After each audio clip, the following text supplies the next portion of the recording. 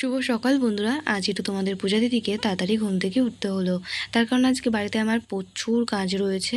আর যত সকাল সকাল কাজগুলো আমি করে ফেলতে পারবো তত তাড়াতাড়ি আমার ভালো। এখন যা পরিমাণে গরম পড়ছে, তো এখন ওই বাজে হচ্ছে ঘড়ি কাটাই কাটাই ওই ভোর 5টা মতো। তো চলো বাকি কাজগুলো করে নিই। তো বিছানা চাদরটা গুছিয়ে নেওয়ার পর আমি জামা কাপড়গুলো ভাঁজ করে নিচ্ছিলাম। ও, আগের দিন একটা দিদিভাই আমায় কমেন্ট করে জিজ্ঞাসা করেছিল যে এই বাস্কেটটা আমি কোথা থেকে নিয়েছি। এই বাস্কেটটা কিন্তু দিদিভাই আমি বাড়ি থেকেই রেখেছি পুরনো জামা কাপড়ের বদলে। তো এগুলো পয়সা দিয়ে কিনতে গেলে 130 টাকা কি 10 টাকা নেবে। তো আমি কাপড় দিয়ে রেখেছিলাম, আমার 3টে কাপড়েই কিন্তু এটা হয়ে গেছে। তো যাই হোক, জুতোর বাক্সটাকে নিয়ে এখন চলে এসেছি। এখানে কত রকমের জুতো রয়েছে দেখো। জুতোগুলোকে ইঁদুরে কেটে মনের আনন্দে জুতোগুলোকে বসে বসে গামলার মধ্যে কেটেছে। তো যাই হোক, যেগুলো কেটে ফেলেছে সেগুলো আর কি করা যাবে, ফেলে দিতে হবে। আর ভালো জুতোগুলো যাতে আর না কাটে সেগুলোরই ব্যবস্থা করছিলাম আমি। তো যাই হোক, ঘরগুলো গোছানো হয়ে গেছে, জুতোগুলো পরিষ্কার করে নিয়েছি।